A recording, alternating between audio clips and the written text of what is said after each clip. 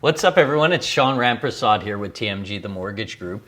Today, I'm going to be talking to you about a really popular topic. It's how to repair your Transunion credit report. Okay, I've been getting this question a lot. So first and foremost is why repair your Transunion credit report? First of all, you're going to want to repair that Transunion credit report in order to get good credit. Period. Okay, I think everybody knows that, but it is just so you can get good credit. If there are errors on your Transunion report, you can fix this in just a few steps. Further to this, if you do have bad reporting, this can also be fixed really fast. So what I'm going to do is I'm going to put the link below to the Transunion Credit Center for dispute, so that you can dispute anything that's on your Transunion credit bureau, okay? Things you can do to keep a strong Transunion credit report. So first of all, number one will be to pay off all collections. Make sure you avoid getting collections at all costs and pay them off if you do have any collections.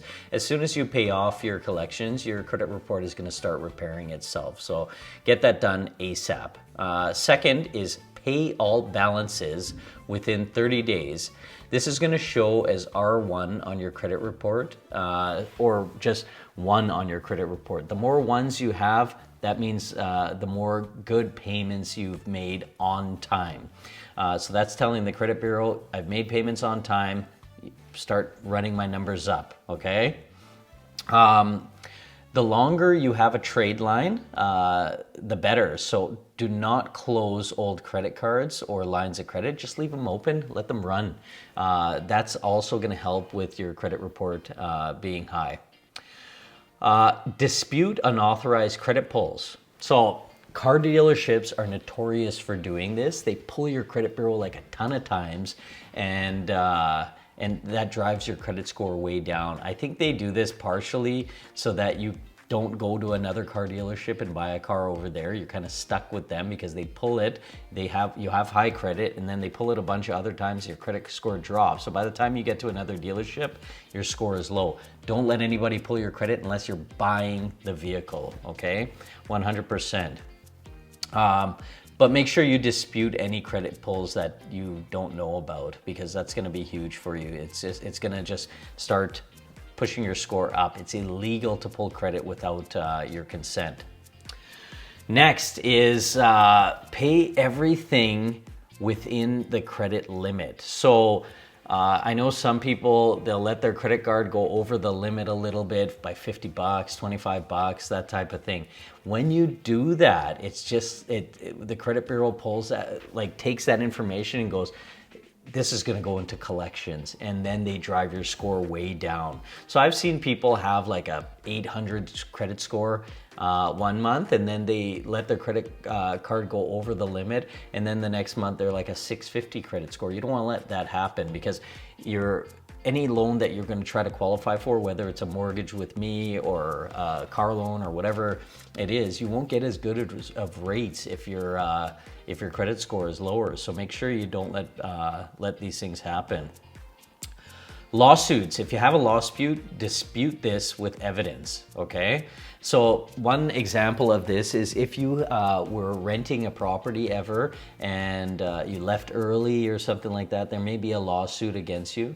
If you won the lawsuit, make sure you save the paperwork and send it into Transunion so that they can remove that from your credit bureau. As soon as it's removed, your credit score is going to shoot through the roof, okay? Obviously, pay all credit cards and lines of credit on time. Pay all student loans on time, and don't forget when repayment starts. So, student loans are an entity in themselves. You don't have to make payments on them while in school on many student loans, not all of them. And then even after, 1 year after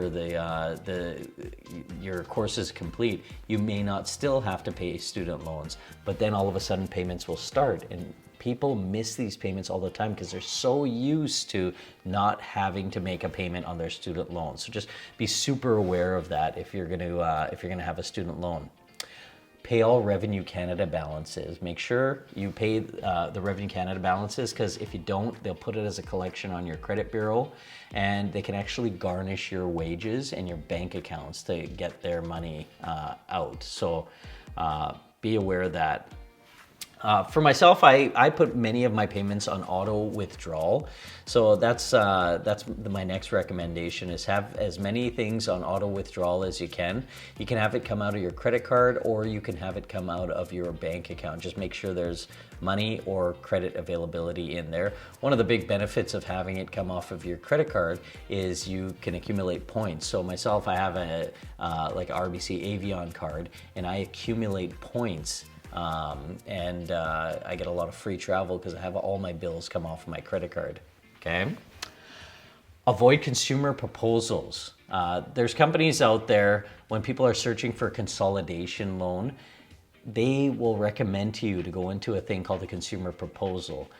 In a consumer proposal, it's looked at exactly the same way as a bankruptcy by the credit bureau and by a lot of loan agencies. So if you're coming for a mortgage, for example, a consumer proposal, you have to wait 2 years after being discharged. If you're in bankruptcy, you have to wait 2 years of being discharged. So you want to make sure it's really, really bad before you do a consumer proposal. Call me if you have any questions about this as it relates to mortgages only, okay?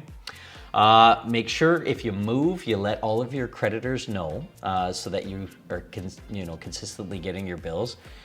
The credit bureau doesn't care. Transunion doesn't care if you missed a payment because you moved. They're just going to put a hit on your credit bureau, and it's going to be no good for you. Please check out my other videos. I also did another video about improving your Equifax report, a whole bunch of videos on how to get a mortgage. If you do want to get a mortgage, please give me a call anytime. My number is 780-278-4847. I am the absolute easiest way to get a mortgage. Thanks for watching the video. Please like and subscribe to the channel. It helps me create a lot of new content and better content. So thanks.